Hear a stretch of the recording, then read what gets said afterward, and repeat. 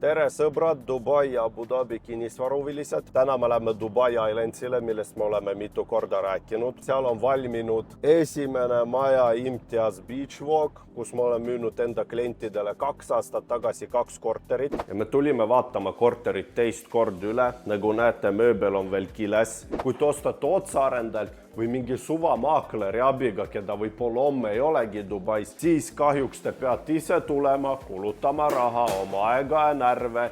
Keegi teid ei aita, sest arendajad töö on müüa, nad ei viitsi tegeleda hiljem nii-öelda järelteenindusega. Aga meie teeme selle kõik ära algusest lõpuni. Te kindlasti küsite mult, kas mina ise isiklikult siia ostaks korteri. Vaadake seda lobi. Eestis ei ole 95% inimestelt sellist kodugi. Siin on see lihtsalt trepikoda.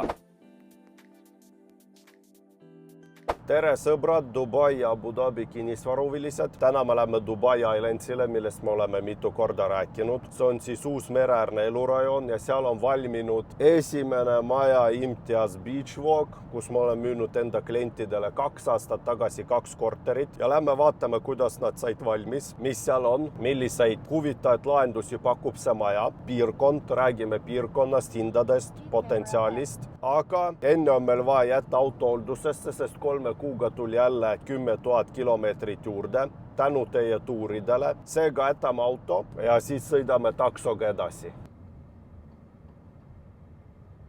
Ja nüüd me jõudsime Dubai Islandi esimesse kortermaja Beach Walk 1 by Imtiaz, kus mul on 2 klienti ostnud siin korterit ja nüüd me need saame kohe kätte. Ja lähme vaatame, kuidas näevad korterid ja maja üldalad välja. Lähme nüüd vaatame, kuidas päris korter näeb välja. Siin toimub siis teine ülevaatus, kui arendaja tegi kõik vead korda, mis olid märgitud kuu tagasi. Ja me tulime vaatama korterit teist korda üle. Nagu näete, mööbel on veel kiles. Imtiaz DNA-s on alati see, et mööbel ja kogu siseviimistlus, mis te näete, on hinna sees. Et tavaliselt paljudel teistel arendajatel seda hinna sees ei ole. Ja see on väga kvaliteetne mööbel.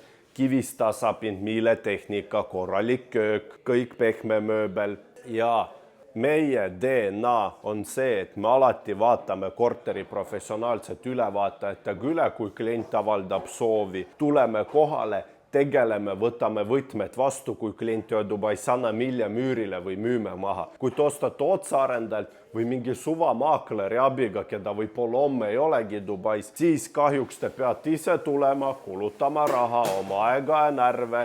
Keegi teid ei aita, sest arendajad töö on müüa, nad ei viitsi tegeleda hiljem nii-öelda järelteenindusega. Aga meie teeme selle kõik ära algusest lõpuni. Ja nii näeb välja Imtiaz, see tüüpiline Dubai Islandsi korter, sisepinnaga circa 70 ruutu, elutuba, köök, magamistuba oma garderoobi ning vannitoaga, veel üks WC ja Imtiazil on olemas ka stadiruum ehk eraldi kodukontorituba ja loomulikult ka suur rõdu heade vaadetega. Ja rõdul on olemas ka mullivann. Näiteks selle korteri vastas on kaubanduskeskus saanud täiskõrguse ehk see vaade jääb selliseks ja see ei hakka segama. Beach Walk maja number 1 suurim eelis Dubai Islandsil on see, et meil on avalik rand ilusa veega üle tee. Kuid me peame arvestama, et Dubai Islandsil on väga suur ehitustihedus. Siia tuleb maja, siia tuleb, ka siia ja sinna tuleb maja. Ehk merevaade meil suure tõenäosusega kaob. Aga arendaja ei ole ka seda oma müügibrosüüris antud korteri puhul reklaaminud. Ja mis mulle meeldib Dubais kinnisvara puhul on see, et pindala on palju suurem kui Eestis. 2-toaline korter, 70 ruutu. Eestis isegi 3-toalised on juba 55 ruutu. Siin on ruumi elutoale, magamistoale. Lähme vaatame seda magamistuba, milline ta välja näeb. Siin on ruumi garderoobide jaoks, siin on ruumi hingata, kõrged laed üle 3 meetri. Oma vannituba ja WC, kus mahub ka liikuma, ehk Dubais ruumiga ei koonerdata. maast laani aknad lisavad väga palju valgust ja paljud kliendid, eestlased, kes ostavad Dubais või Abu Dhabisse kinnisvara, nad alati küsivad ka päikse suunda. Dubais ei ole see nii oluline, sest esiteks meil on konditsioneer, meil on aknad kõik UV kaitsega ja päike on alati kõrgel. Kas meil on lõunapäike või hommikupäike või õhtupäike, keegi ei pane sellele nii suurt rõhku nagu Eestis, sest kõik korterid on väga avarad tänu kõrgetele lagedele ja maast laani akendele. Ja vaadake, kui palju säästab aega ja raha, kui te ostate Dubais korteri. Miinimum on see, et köök ja garderoobid ning siseviimistus on alati hinnas. Aga näiteks Imtiasel on hinnas ka lahtine mööbel, mis tähendab seda, et teil on olemas kardinad, valgustid, toolid, lauad, te ei pea kulutama raha ja te ei pea kulutama aega. Korter käest te saate kohe sisse kolida või välja üürida ja möbleeritud kortereid saab välja üürida palju kallimaid kui möbleerimata, sest Dubais paljud korterid pikaajaliseks üüriks üüritakse välja möbleerimata. Ehk üürnik, kes kolib siia aastaks, peab ise muretsema endale toolid, lauad, diivanid, televiisorid ja siis hiljem, kui ta välja kolib, kas leidma kokkuleppe omanikuga, et need sinna jätta või siis need endaga kaasa võtta, mis on väga kulukas ja tülikas. Aga siin seda probleemi ei ole ja materjalid on superhead, kivist tasapind, miiletehnika ja see on kõik hinnas. Eestis sellise korteri möbleerimine läheks maksma vähemalt 30-40 000 eurot, mis läheks korteri hinnale otsa. Ja see on teine korter, 5. korruse omad, nad on mõlemad müügiks või üüriks. Nagu näete, täpselt samasuguse planeeringuga, samasuguse mööbliga. Loomulikult kõik need kiled asjad võetakse veel maha. Te kindlasti küsite mult, kas mina ise isiklikult siia ostaks korteri. Kui täna kohe praegu elamiseks, siis ei. See siin ei ole veel infra välja ehitatud, palju ehitust, palju müra. Ei ta olla kõige esimene elanik, aga samas kõik sõltub hinnast. Kas investeeringuks kindlasti, sest 2-3 aasta pärast, kui siin on ehitus lõppenud, infra on lõpuni välja ehitatud, kõik on uus ümberringi, puhas, ilus, mitte 20-25 aastat vana nagu Dubai marinas, siis kindlasti jah, sest 2-3 aasta pärast need korterid hinnad maksavad täiesti teist hinda. Ja nüüd me vaatame katusekorruse lisasid, mis on selles majas. See on meil katusekorrus, siin on olemas katusebassein, unustamatu vaade Dubai Skyline'ile, merele. Kõik elanikud, üürnikud, kes siin on, saavad tulla seda piiramatult nautida. Uutes majades istutatakse ka korterite vahelistel aladel väga palju rohelust, mis teeb seda maja rohkem eksklusiivsemaks ning euroopalikumaks. Ja meil on siin olemas ka barbecue, mis on veel kille all, kui esimesed elanikud kolivad sisse, siis siin kõik veel korrastatakse, pestakse, avatakse. Ja muidugi vahepeal juhtuvad ka sellised äpardused, aga õnneks tegemist on uue majaga ja kõik tehakse korda. Meil tuleb siin ka chillimise asukoht, kus on juba olemas toolid, laud, väike oliivipuu. Ja nüüd me oleme esimesel korrusel ja siin on väga palju lisasid. Näiteks siin on meil jõusaal. Siin on Tehno-Gym'i masinad ja meil on olemas siin kõik eluks vajalik, et teha trenni maja sees, et te ei pea ostma klubi pääsmeid.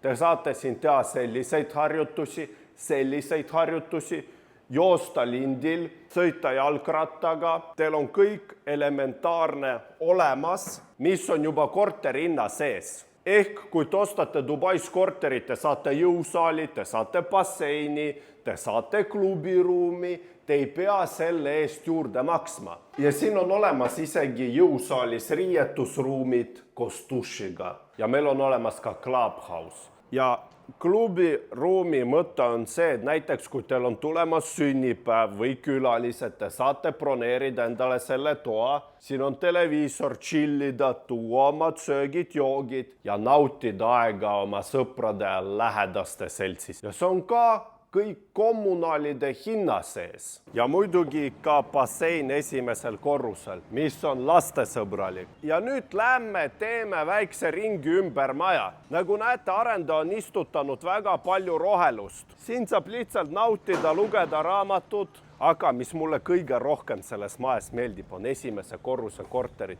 mis on nagu oma aiaga.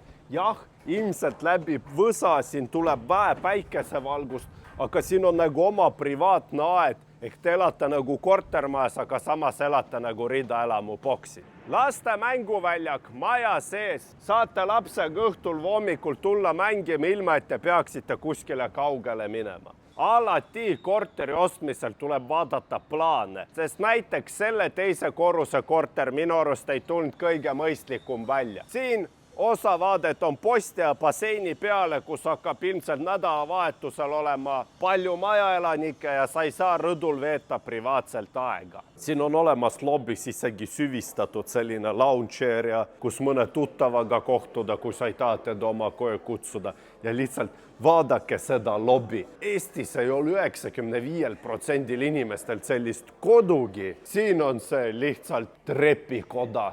Mis asi see Dubai Island siis üldse on? Miks siia tuleb osta? Kus me praegu üldse asume? Me oleme rääkinud seda eelmisest vlogist, mis tuli paar kuud tagasi, kuid kordame üle. Dubai Island on siis Nakeli ja Nakel on see sama arendaja, kes arendas ka Palmi. See on Nakeli uus masterprojekt, mis on 17 ruutkilomeetri suurune. Kui me võrdleme Dubai marinat ja GBR-i, siis see on 5 ruutkilomeetri suurune. Ehk see piirkond on meil 3 korda suurem. 5 saarega A, B, C, D. A-saar on siis, kus me praegu oleme, kus tuleb avalik rand, kaubanduskeskus, kortermajad, hotellid, mõned ärihooned ning abihooned, näiteks kool. Muidugi B-Island, mis on siis eksklusiivsem, kus näiteks ehitab arendaja Ellington, Beyond ja Nakil, mereäärseid kortermaa oma privaatrannaga, ridamaa villasid. Saar C ja D on veel arenduses. Saare C peale tuleb meil golfiväljak ja loomulikult privaatne saar E, kuhu tulevad villad ja ridamaja. Ning kokku siia tuleb umbes 30 000 elamuühikut, ehk see saar tuleb umbes 100 000 inimesele, pluss siis turistid hotellidesse, siia tuleb üle 80 hotelli.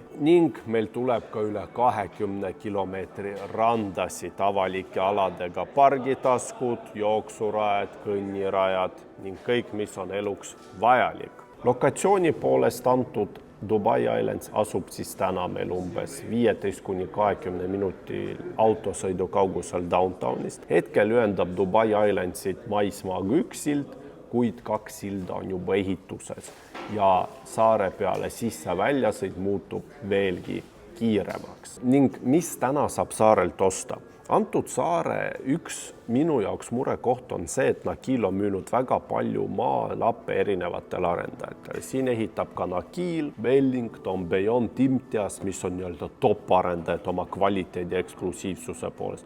Kuigi ehitab väga palju arendajaid, kes ostis alles esimese või teise krundi Dubais ja me ei tea nende mainet, me ei tea nende kvaliteeti ega lõpptoodet. Ja hinnad on seinast seina. Saare peal seespool me võime osta no-name arendajal korteriga 1,6–1,7 miljoni dirhamiga, mis on umbes 400 000 eurot kahetoalise korterist.